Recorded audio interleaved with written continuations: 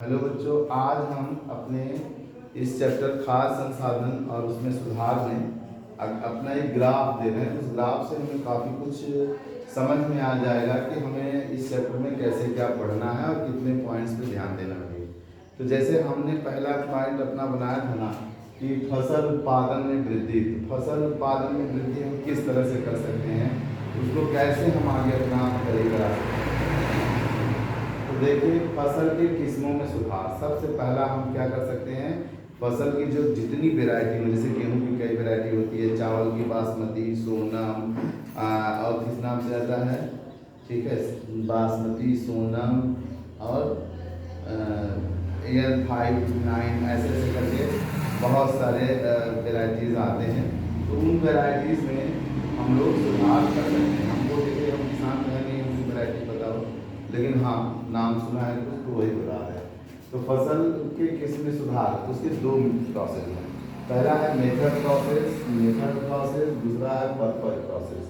Method process में हम लोग दो विधि अपनाते हैं। एक होता है हाइब्रिडाइजेशन, जिसे हम लोग हिंदी में संकरण कहते हैं, और दूसरा होता है जेनेटिक मैनिपुलेशन, माने आनुवांशिकी में कोई परिवर्तन करते हैं, आनुवांशिकी उसके जीन में कोई परिवर्तन करते हैं, उस तरह का जो होगा। तो हम हिंदी लिखाएंगे आपको एडिट कराते समय तो बताते चलेंगे। और दूसरा है पर्पज माने किस उद्देश्य से, तो किस उद्देश्य से आप काम कर रहे हैं, हायर यील्ड, अधिक मात्रा में उत्पादन करने के लिए। दूसरा क्या, इम्प्रूव्ड क्वालिटी, अच्छी क्वालिटी के जातियों को विकसित करने के लिए।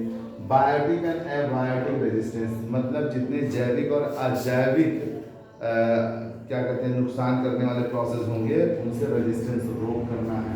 अर्ली मैच्योरेशन, समय से पहले तैयार कर लेना। वाइडर एडाप्टेबिलिटी, ज़्यादा प्रॉब्लम, जैसे मौसम का प्रॉब्लम आ गया, गर्मी, पानी नहीं मिला, तो उस सबको वो अपना जो फसल हो एडजस्ट कर सके। और डिजायरेबल एग्रोनॉमिक कैरेक्टर, हमारी इच्छा अनुसार उसमें कृषि के कैरेक्टर्स हों, लक्षण हों, ठीक, ये सब हमको करना है इसमें। अब आता है फसल उत्पादन प्रबंधन।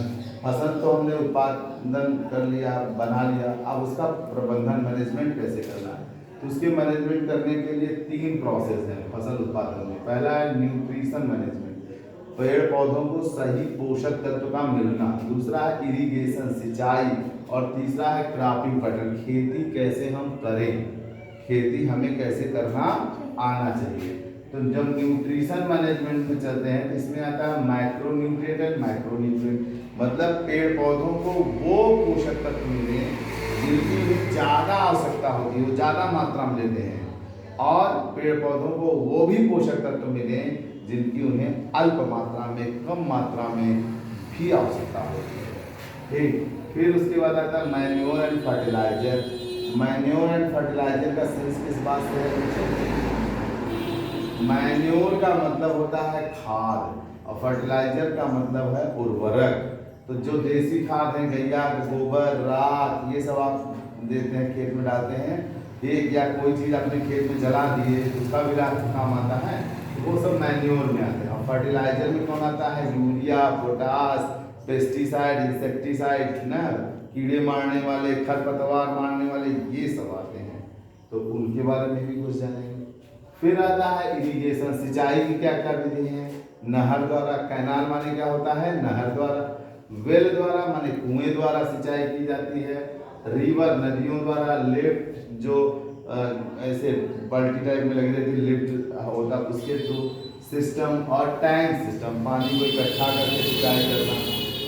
अब आता है क्रॉपिंग पैटर्न, क्या होना चाहिए, खेती बाड़ी की जुताई बुआई का सिस्टम हमारा कैसा होना चाहिए, मिक्स क्रॉपिंग, पहला होना चाहिए मिक्स क्रॉपिंग, मतलब जैसे होता है ना, खेत की बुआई में अरहर मिला देते हैं, बाजरा मिला देते हैं, रेड़ मिला देते हैं, मिक्स खेती कर लेते हैं। जैसे अभी आप अपने खेत में कुछ बोए हो, जैसे गेहूं में सरसों भी बो दिया जाता है, जैसे गोभी लगाए हो, किनारे किनारे चुकंदर भी लगा दो, बीच बीच में चुकंदर भी लगा दो, या गाजर लगा लो, ऐसा भी होता है। तो इसे हम मिक्स क्रॉपिंग कहते हैं।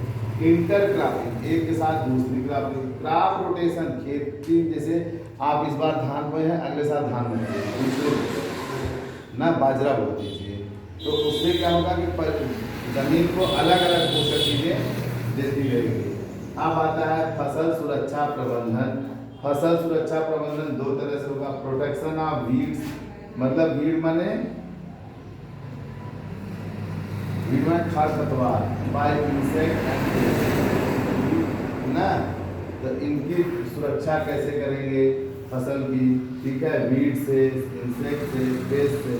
Protection during storage against biotic and abiotic, जब हम अनाज को पैक करके रखे हो तो उस समय कहीं नमी नहीं आ जाए ना, कहीं उसमें क्या कहते हैं फफूंदी न लग जाए, कहीं क्या कहते हैं चूहे न लग जाए, ऐसे बहुत सारे बायोटिक और एबायोटिक चीज़ों से हमें प्रोटेक्ट करना होता है अपने रखे हुए अनाज को। तो हम लोग अगले पीरियड में बच्चों एक एक करके उठाएंगे और सबको एक एक लेकर के चलेंगे। धन्यवाद, आपके वीडियो में बसे।